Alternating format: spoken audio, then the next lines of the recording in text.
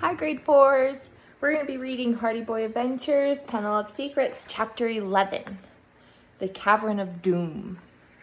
I think I was more nervous just watching Joe climb than he was actually climbing. I was letting my brother risk his life, and I was pretty much helpless if anything went wrong. Despite his confident act, I could tell he was scared, but I guess that's a good thing. I know from experience that a little bit of fear can sharpen your focus during life or death situations. Like our dad said, even heroes feel frightened sometimes. They just don't let it stop them from doing what needs to be done. And Joe was handling it like a hero. Or a gecko. The way he was flying up the wall, you'd think he'd be born with sticky lizard feet. He was halfway up the wall, and I was finally starting to relax when, "Uh-oh," I heard him say. "Joe, are you?" I started to ask. When a whooshing sound cut me off. I barely had time to register the stone spike barreling down from the ceiling. The wall was booby-trapped. "Watch out," I yelled.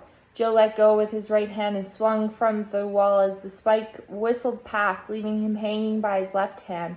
The spike shattered into a million pieces on the floor below, showering me with stone shrapnel.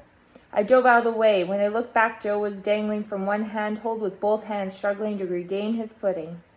"Make sure to put your foot back on the same stone as before," I yelled. Any of the others could be booby-trapped too. I took an excruciating few seconds before Joe managed to steady himself. "That was way too close," he called down. "So much for an easy climb." "Stay where you are," I warned. "We have to assume the rest of them are rigged as well." "Sure, I'll just hang here and read a comic book," Joe said sarcastically. "Give me a second to think," I said. Whoever engineered this was serious about keeping people out, as if the Admiral's course hadn't been enough evidence of that. They made the climb look simple for a reason. Lure you in until you're too far up to drop safely, and then wham! Spikes start dropping, either skewering you like a kebab or plunging you to your death when you try to get out of the way. It was also possible that certain handholds had been rigged all the way up and Joe had just been lucky enough to avoid them. Either way, we had to figure out something quick before his muscles gave up. "I could try to follow the same path down that I took up," Joe called. "It's too dangerous," I said. Even I knew that climbing down was a lot harder than climbing up. You can't see where you're going, for one, and Joe was already fatigued from the climb up, making his chance of falling a lot higher.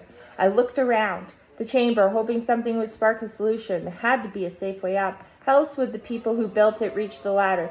Either they memorized the correct path up, in which we were out of luck, or there's a trick to figuring it out.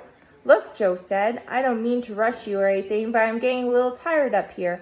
I'm thinking, I said, trying to kick the problem-solving part of my brain into high gear. "Couldn't they have left a map?" Joe laminated.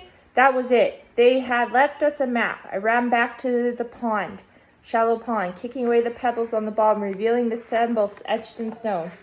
"Now it's not really the time to go for a swim, Frank," Joe yelled. "They did leave us a map, Joe," I yelled back from the other side of the cavern, searching out a pattern in the symbols. If I was right, the concentrate circles aligned with the path Joe had taken up the wall. The fishhook symbol represented the handhold Joe had grabbed when the spear fell. The carvings on the floor of the pond aren't random. It looks like a landmine map, showing where the booby traps holds are and the safe path around them. I think I could use it to guide you up."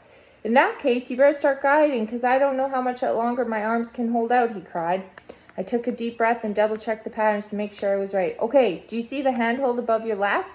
"Yep." "Should I grab it?" Joe said, his hand at ready. "No, not that one," he yelled. "The one next to it. Do you think you could reach it?" "I'll try," he said, stretching his hand as far as it would go and boosting off with his feet to make it the last few inches. For a terrifying moment, he was totally suspended in the air with nothing to hold on to. If he was short even a fraction of an inch, it was all over. I forced myself to keep my eyes open. And, "Yes, you made it. Way to go, Joe." He made the next one, too, and the one after that, and the one after that. Pretty soon Joe was grabbing hold of the rope ladder and pulling himself into the opening.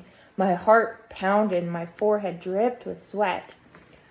And I wasn't even the one doing the climbing. Joe lowered the rope to the ground using a crank that he found. As I speculated, I grabbed his gear bag and climbed up after him. We were in the entryway of what appeared to be a long, dark corridor.